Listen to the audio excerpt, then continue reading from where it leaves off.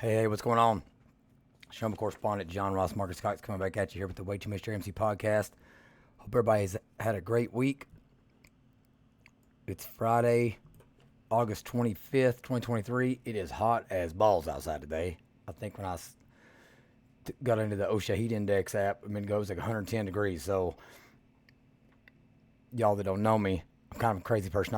This is when I like want to work out outside. So I'm gonna try to get this show done real fast so I can go for a run or mow the grass or something like that.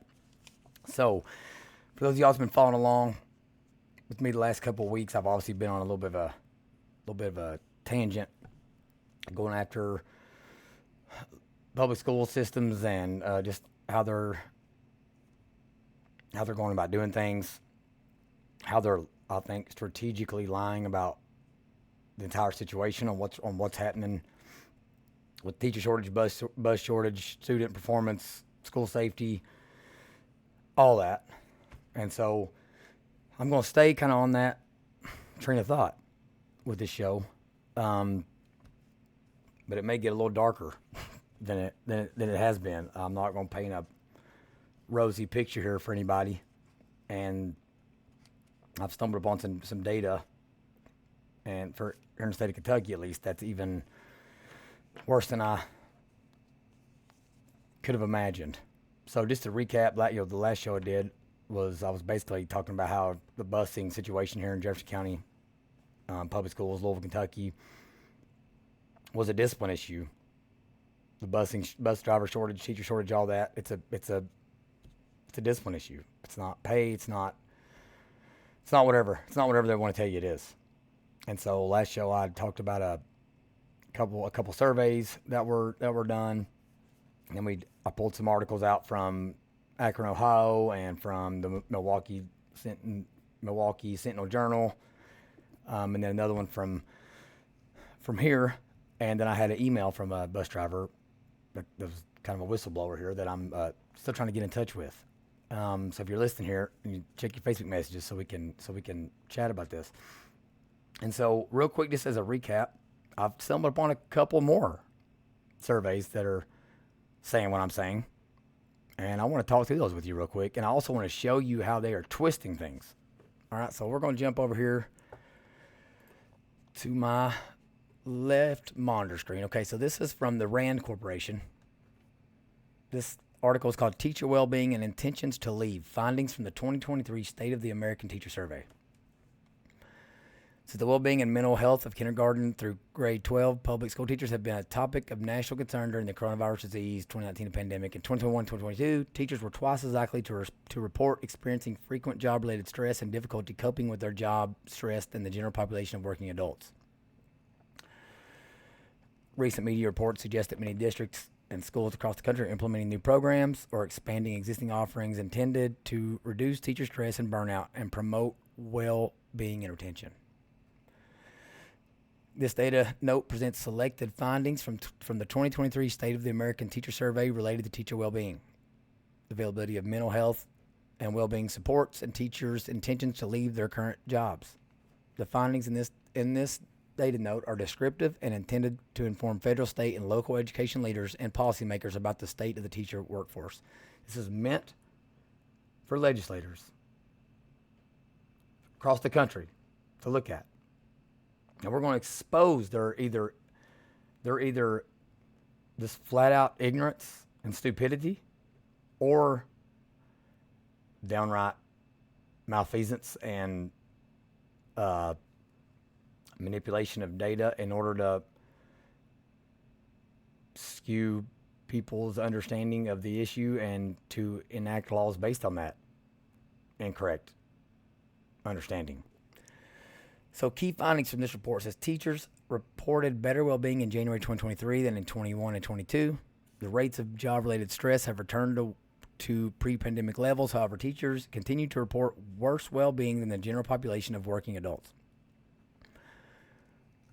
23% of teachers said they were likely to leave their job by the end of 22-23 school year. Of these teachers, those who reported poor well-being were more likely than their counterparts to say that they intended to leave. Stress and disappointment of the job, salary, and number of working hours were the top reasons teachers intended to leave. It's a flat-out lie. Just a bald-faced lie. Among the 77% of teachers who were unlikely to leave their job by the end of the 2022-23 school year, their ability to positively affect students and positive relationships with students were the top reasons they intended to stay. So teachers are wonderful people, but they're leaving. They're leaving because they don't make enough money. That's all. They are making a push nationwide to get as much damn money as they possibly can get from state legislatures and from the Fed. 25% of teachers reported that their school district or their school or district directed them to limit discussions about political and social issues in class. 65% decided on their own to limit such discussions. Okay, so they're going to skew this as if it's because they're scared of the repercussions. No, it's because they don't want to effing talk about it. 26% of teachers indicated that they feared for their physical safety at school. Students misbehaving or having verbal altercations and fear of an active shooter were top reasons teachers feared for their safety. So again, they're inflaming emotions. Active shooter. That's what they think the number one thing is. Again, we'll go to the survey in a second. 3/4 of teachers reported access to at least one type of well-being or mental health support in 2023, but only slightly more than half of teachers indicated that these supports were adequate. All right, so here was the research questions. How does teacher well-being compare to previous school year? How likely are teachers to stay in or leave their jobs during the 2022-23 school year? What are teachers' top reasons for either staying or leaving? And how do teachers describe their working conditions and access to mental health? So I gave you all that. Listen, this is a whole bunch of crock of bullshit is what I just gave you. Okay? So first of all, this survey is 33 pages long. And the devil's always in the details. You got to go through here and read how they are calculating everything and how they do because they're not getting the answers they want. They come up with this thing called a weighted score.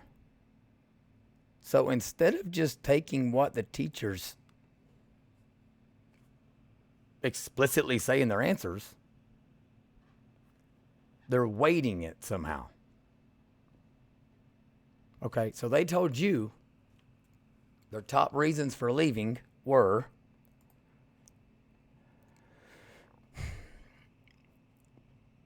let's see where they're at here. Was stress and disappointment of the job, salary, and number of working hours were the top reasons. Let's go fact check this. So this is the teachers' top ranked sources of job-related stress by race, ethnicity, gender, and experience. Okay, so let's just do all teachers. Now you'll see, if I need to zoom in on this, just tell me. You know what, I'm just going to do it anyway. I'm just going to, for those of y'all that are watching, let's make this real big here. There we go. All right, a little bit smaller. So all teachers, they have it ranked from highest to lowest on the percent of teachers that answered for these answers to be in their top three. For all teachers, the highest, most likely answer for reasons that they were going to leave the profession was managing student behavior.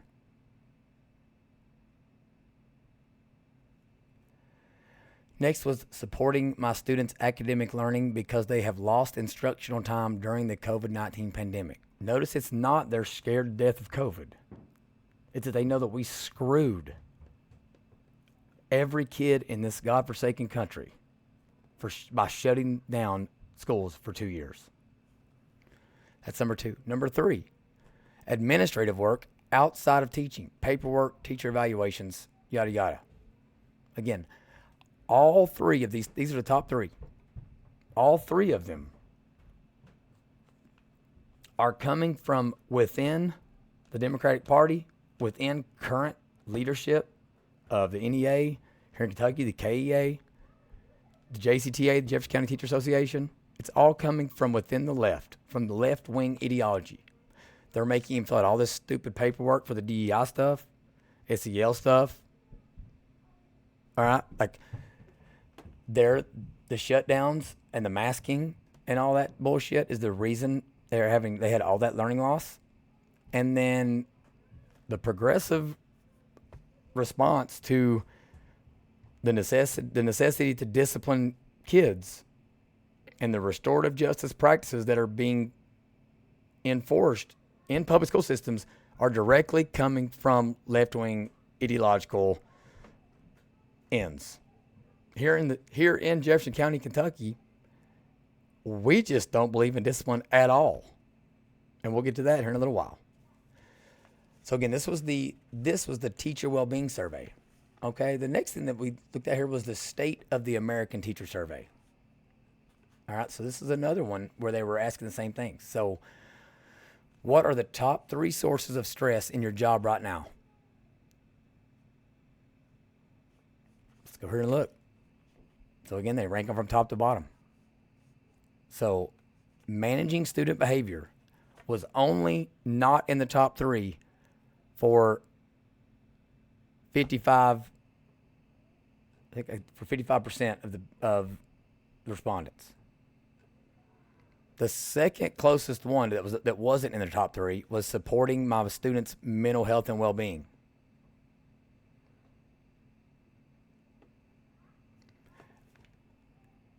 (84% of respondents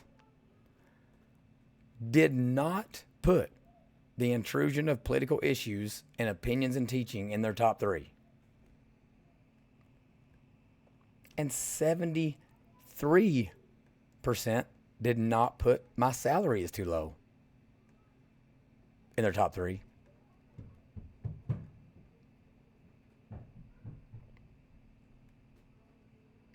Okay, so again, like the higher you go, the less likely it was for you to see that be in their top 3. So 86% lacking support from school administrators. Again, that's stupid. But they've been brainwashed. Teachers have been brainwashed to think that the administrators in their building, they care about them so much. And they're always there to listen. But again, rhetoric and action don't always line up. All right, so managing student behavior was also the highest first choice of reasons for stress on the job. It was also the highest second choice. It was also the highest third choice. Student behavior. So again, this is like ranked choice voting. More people. So student behavior, and in fact, these kids is acting like damn crazy people and facing no repercussions, was not only written down as the top area of concern for teachers, it was also the second top area of concern and third top area of concern. So from a ranked choice standpoint, this is a slam dunk. I mean, this is like, managing student behavior is choke slamming sons of bitches in like wrestling right now. That's the equivalent of this. So I don't know how they're getting from these two studies that they cite that discipline wasn't one of the top 3 reasons. Oh wait, yes I do. It's because they're liars. They are outright liars. I don't give a damn how you twist it and turn it. The people in the upper echelons of the establishment, of the educational establishment, just like the medical establishment, big pharma, big hospital, big medical associations, they are compromised and they are lying to your face. So now the question is, are you like too big of a dumbass to see it when it's right in front of your face and stop listening to them and stop giving them the benefit of the doubt. Stop it.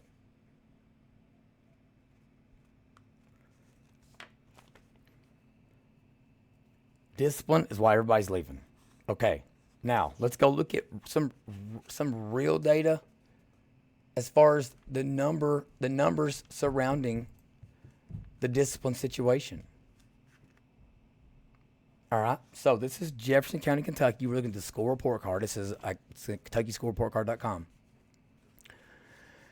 So in the state of Kentucky, KRS 1, I think it's 1, let me find it. KRS 158.150, dealing with suspension or expulsion of students, placement into alternative program options. Each local board of education shall adopt a policy requiring the expulsion from school for a period of at least 12 months for a student who is determined by the board through clear and convincing evidence to have made threats that pose a danger to the well-being of students, faculty, or staff of the district, or is determined by the board to have brought a weapon to a school under its jurisdiction. In determining whether a student has brought a weapon to school, a local board of education shall use the definition of unlawful possession of a weapon on school property. Now, how do we define a weapon in this case? A weapon is anything involving distribution, possession, and or use of guns or other deadly weapons. So, knives, machetes, switchblades. We're not talking pocket knives here. We're literally, what we're doing is we're literally talking about the things that liberal school boards cannot even figure out a way to justify as not a deadly weapon because they don't want to classify it that way. Actually, no, I guess this is kind of what conundrums they're in. They do want to classify them that way because they want gun control. But then they also don't want to have to discipline anybody. And so basically they've hid this data online and hoped no one would find it. Okay, so now the board may modify the expulsion requirement and length for students on a case-by-case basis, except the length of expulsion shall be at least 12 months for a violation set forth in subsection 2A of this section. Subsection 2A says each local school board shall adopt a policy requiring the expulsion from school for a period of at least 12 months for a student who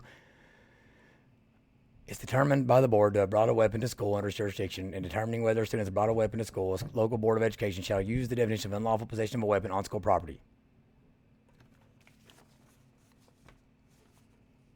Is everybody following me here? I'm hoping. Okay. So in Jefferson County, Louisville, Kentucky, there's around 96,000 students. That's how many students we have. Okay? For those of you all that are watching, we're looking at behavior events by type for last year. Total events. There were 69,490 total behavioral events in Jefferson County, Kentucky, or Jefferson County Public Schools. 23 were assault in the first degree. 1,504 were some other kind of assault or violence. 617 were weapons. Now, that's total events. The scary thing is a whole bunch of those weren't committed by students. What the hell that means, I don't know. But 16,219 students had a write-up for some kind of disciplinary event. So assault, weapons, harassment, bullying, drugs, alcohol, tobacco, yada yada. All right. 592 of those 617 were students.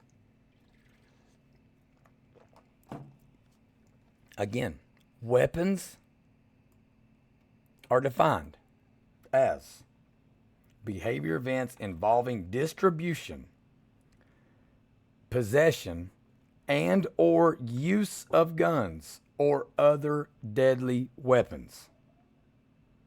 Distribution, possession, or use of guns or other deadly weapons. So to put this into perspective for you,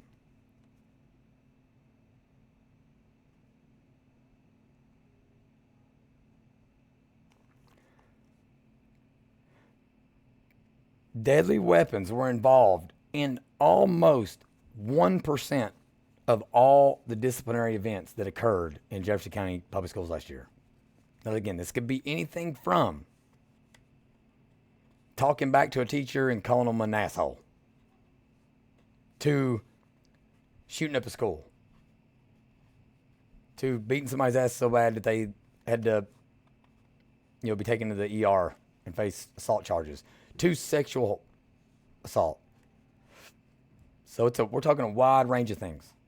So again, for 1 out of every 100 events, whenever all 100 of them could be you cussing a teacher out and you verbally assaulting them, one of them was a deadly weapon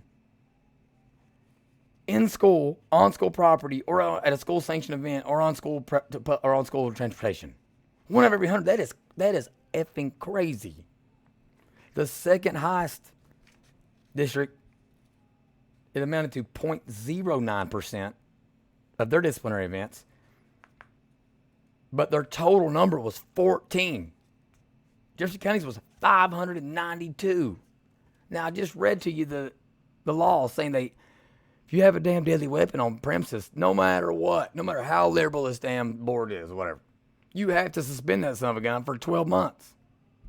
They got to be expelled 12 months. Guess how many expulsions there were last year in Jefferson County? If your answer was 0, you would be correct. 0. The law says if it's a deadly weapon, an expulsion of at least 12 months is mandatory. There were 0 expulsions here last year in Jefferson County. There was also 0 out of 14 in Fayette County. Now, how do they get away with this? Well, nobody calls them on their shit. I'm sitting there screaming on a podcast.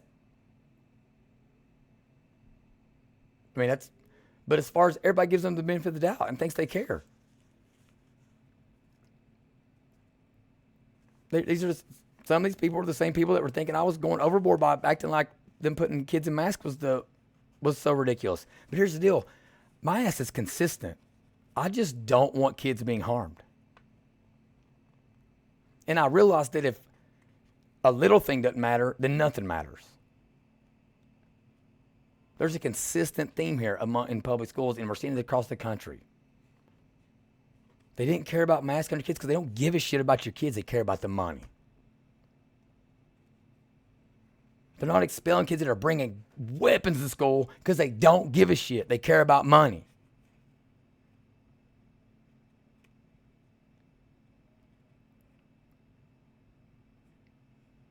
They're not telling you when your child is having a mental issue and a little boy's thinking they're a little girl.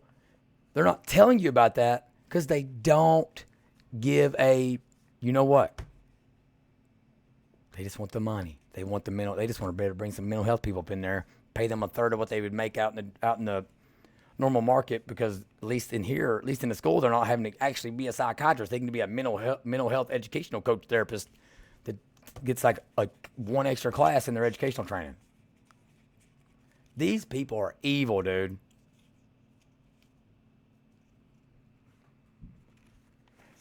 Now,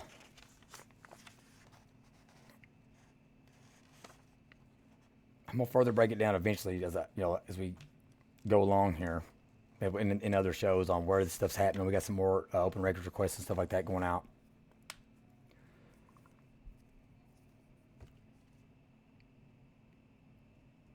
But let's just dive into this specific thing a couple more times.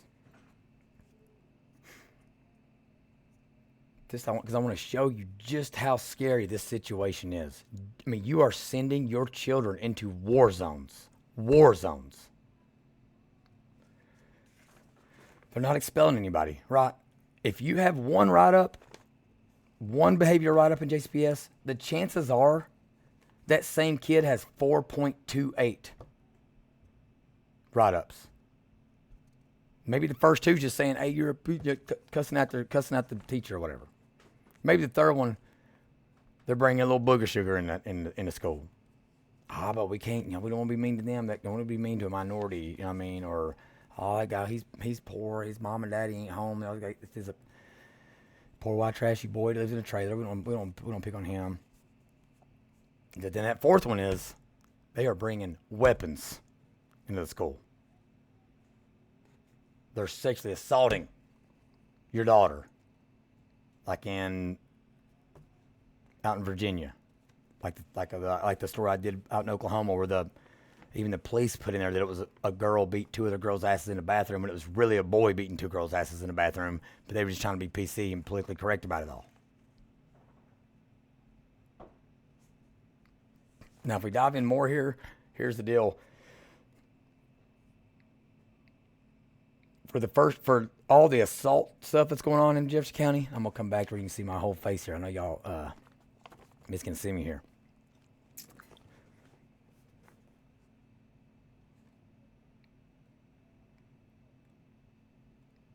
So for all the assaults that are taking place in schools, that we're talking about, it's a male problem. It's dudes. And that doesn't surprise me. We're aggressive as hell. You know what I mean? Like you're pinning us up in a room all day, telling us to sit down and shut up. Of course, we're trying to be, you taking football away from these kids, sports away from these kids. Like every time you turn around, so of course they're trying to whoop each other's ass. From a weapon standpoint, though, there's some interesting little factoids here. So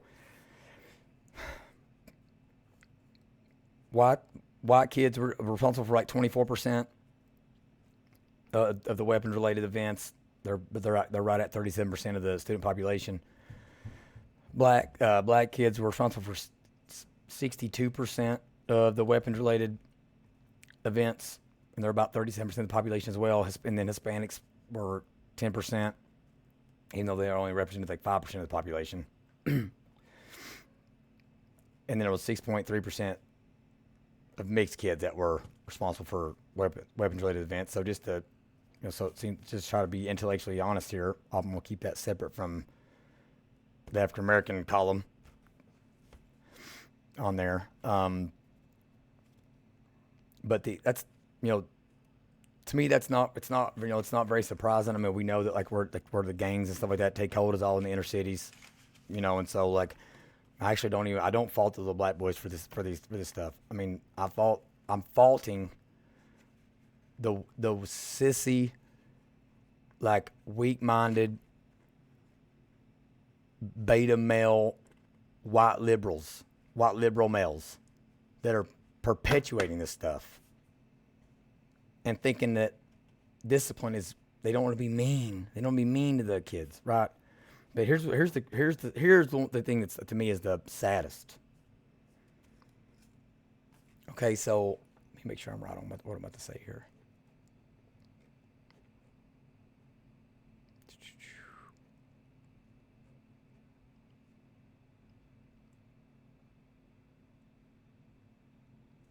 Yeah, so it's about 52% male in JCPS, and it's about 52% male, 48% female. All right. Out of the weapons-related events, you'd think it was damn near 100% males committing these. You'd be surprised to know that 57% of the weapons-related events are males, 43% are females. Now, why do we think that is? Now, we don't have any definitive proof on this, but I'm going to give you my hypothesis. If you were a young woman, young girl, teenage girl, and you knew you were going to be on a bus for 2 hours, both ways, both directions, to and from school, around unruly young men that were going to face no repercussions for their actions. Okay, few years ago, there was a story and I actually knew the driver of the bus, that they caught a girl giving a young male oral sex on a bus. Now some people might say, "Wow, she's some fast ass girl, so she's probably some slut," or she was peer pressured into doing this in front of everyone on that bus, and she was going to be stuck on there for 2 hours. So what was she supposed to do? Well, if I was a little young girl, one thing I'd be doing is I'd be packing. Just like I do every time I travel, anytime I'm going somewhere that's foreign to me. If I'm driving several states over or going to neighborhoods that I don't know anything about, or going somewhere where there's going to be a lot of people with a lot of vehicles, a lot of places for people to dink and duck in and out of parking, I'm packing heat. I got my 380 on my belt, or my 9, one of them two. At a minimum, I'm packing a big ass knife with me. Something that wouldn't be a pocket knife, something to be labeled, "Hey, it's a deadly weapon. It's going in and out. It's going in one end and out the other." So with that in mind, we had somebody that got shot at a bus stop last year. A kid that played in the same football league that I coach in got shot at this bus stop one morning. If you're going into a war zone, you don't take a water gun to a gunfight.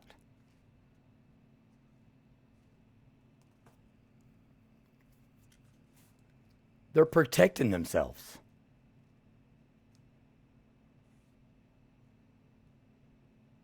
To me, that's the saddest thing. I think it was the saddest thing out of all the data that I've reviewed here. That on a per capita basis, little girls were bringing deadly weapons to school at the same rate as little boys, when we know that's not their nature.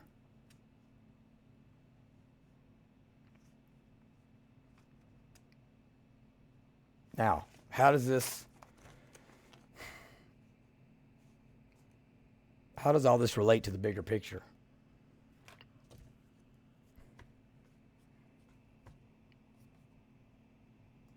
Well, for me, it tells me that the institutions and the people in this world that think they're the most progressive, the most not racist, the most all this stuff, are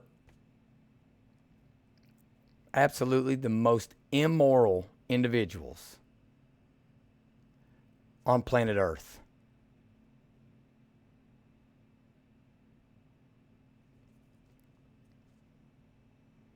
All in the name of diversity, equity, inclusion. All in the name of fairness. All in the name of whatever the next buzzword is for the left, for the Democratic Party. We are failing to give young boys any type of framework, rule book, guidelines, stewardship. We're giving them nothing. We are saying, figure it out on your own.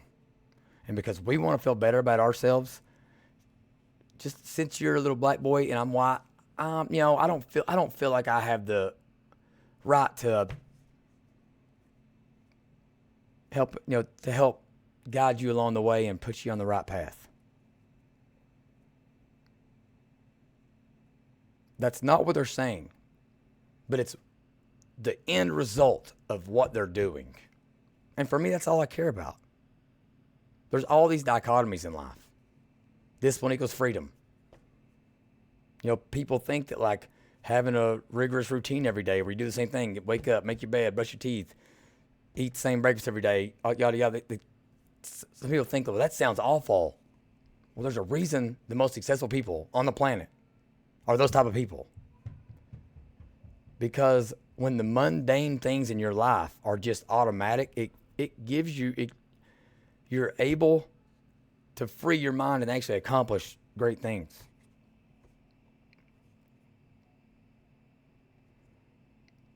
So make no doubt about it.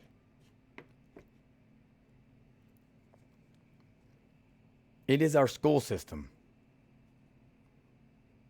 It's our public school system that is ruining the fabric of this nation.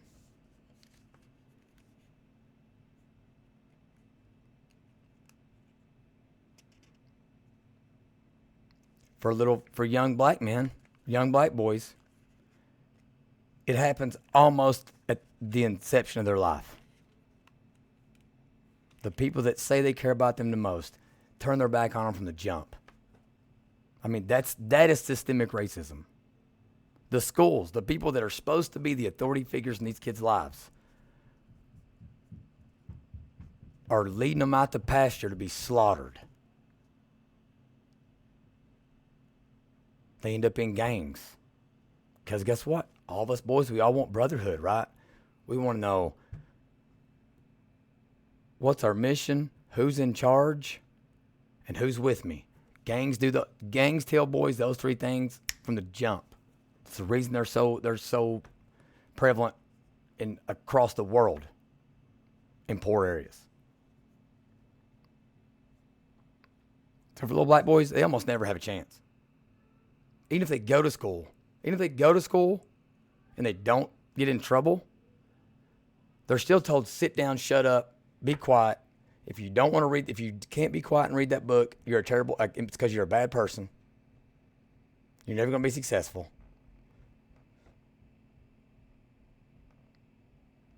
Everything in the school system is set up for young boys to fail. Now, for little white kids, listen. It lays out for us a little bit more. Because there's not all the other societal failures and like systemic issues. Yeah, I mean, listen, I'm a conservative. There are systemic issues. There are. It's just true. And even though they are still there for little white boys, I tell about time about a lot of stuff that I went through growing up, and I'm here in spite of them, not because of them. They didn't make me stronger. God just intervened and got me here.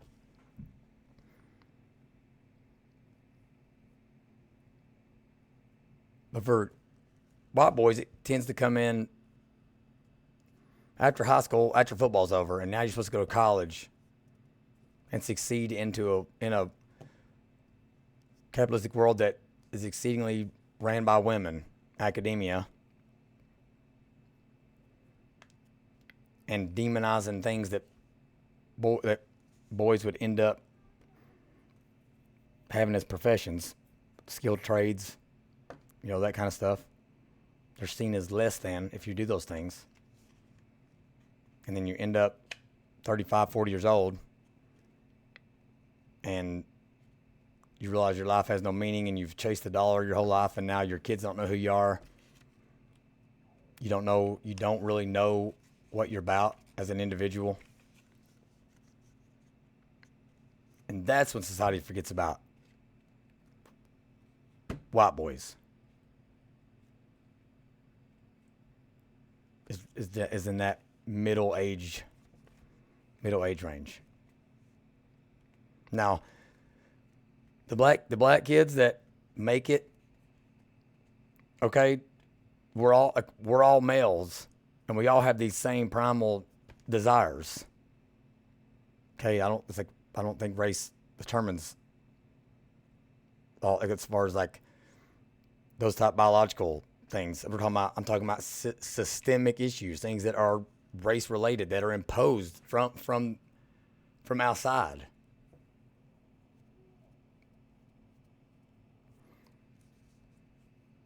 They go through a second ringer at the same time frame I'm talking about, where you see a lot of white guys filing bankruptcy, getting divorces, having affairs, that kind of thing.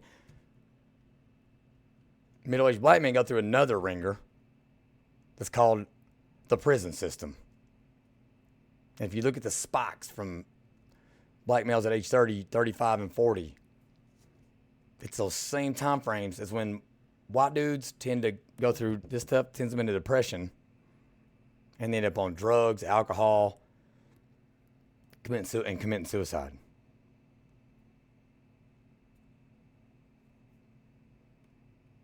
So, for whatever reason, The same, 30, 35, 40. Black dudes end up in prison, the white guys end up in the ground or putting oxys up their nose and killing themselves. And so I have an article I'm going to talk about, not in this show. So I'm going to try to cut it short here. But really what I'm talking about is it a massive failure by the system that told us 40 years ago that, hey, just turn your kids over to us 10 hours a day, and we're going to take care of them, and we're going to lead them to the promised land. It's failed. The experiment is over.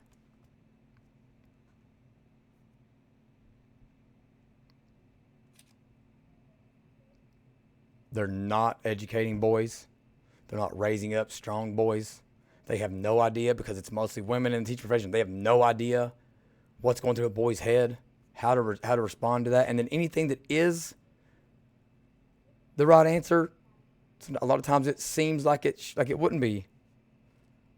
And you're seeing in the subtle net. Let's take football, for example. Here in Jefferson County, every time they get a chance, they cancel football practices. Just across the board. Oh, it's hot, cancel it. Oh, raining too much, cancel it. Oh, we don't want the little kids playing on our high school fields because it rained a little bit. Cancel it. Boys from the hood and boys, white trash boys that live down in Portland, their lives don't freeze when you do that. My life didn't freeze when stuff like that happened. When they shut down sports a couple years ago, little boys didn't stop having a desire to be aggressive and need somewhere to channel their violence. No, they just ended up back in the hood, back in a trailer park, in a gang, doing drugs, selling drugs, getting into fights. But because football is this violent thing, concussions, oh my gosh, CTE, oh my gosh, we need a little heart pump thing in there, whatever. It's like, okay, y'all are talking about the exceptions. I'm talking about the rules. The vast majority of boys need those kinds of outlets, regardless of their grades. I don't care if they're failing out. They need football. They need a constructive way to get that out of their system.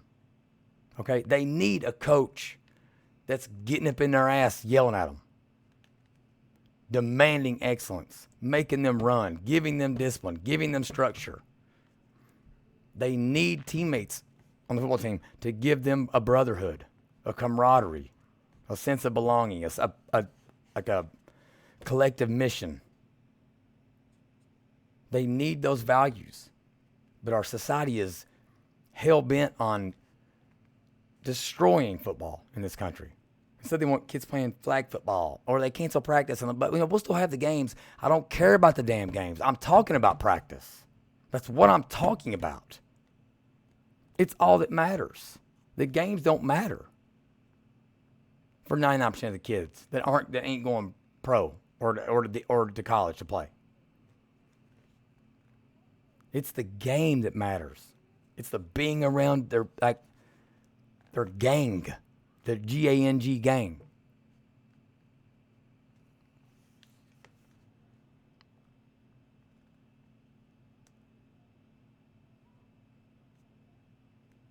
Okay, they're demonizing church and faith. We allowed it to happen 20 years ago with Muslims because of 9/11. Now we're doing it. For the last 10 years, it's been an assault on Christianity. Okay, the Catholic Church, their scandal didn't help none. All right, and we haven't. The Christian Church didn't help themselves by sissifying it and worried about growing membership instead of continuing to worry about quality membership. But anything that is old school traditional values. A man's supposed to be a spiritual leader. A man's supposed to make a living. A man's supposed to protect his house. Anything with those values, man, they are going after it. And what we're left with is weak men, creating hard times for everybody.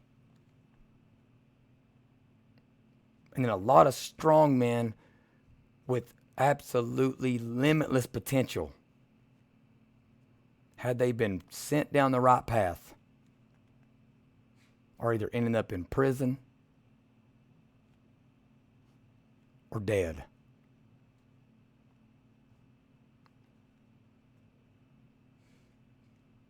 Just like it seems like African American dudes, their choice of drugs, weed, and the choice of the white man is to pop them oxys.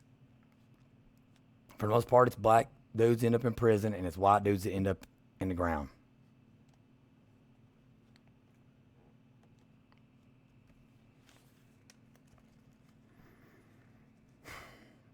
They demonize our music. They're mad at this Oliver Anthony cat. Think what they just did to Jason Aldean. They don't promote rap they see as harsh because it's got bad language and stuff. Kevin Gates, Lil Boozy, Tupac back in the day, NWA back in the day.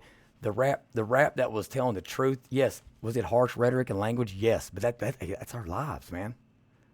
They weren't promoting that. They're promoting the stupid shit that's talking about like Shake Your Butt and Nicki Minaj and all that. Anything masculine. There's an assault on it. And it starts in schools, and they're failing every little boy in the United States of America, in the state of Kentucky, and for damn sure here in Jefferson County, Kentucky. I'll leave it at that until I come back at you with my next segment, where I'm going to dig more into this masculinity crisis I'm talking about. Hope everybody had a great day. I had a great day today. Hope you enjoyed the show. Thanks a lot for listening.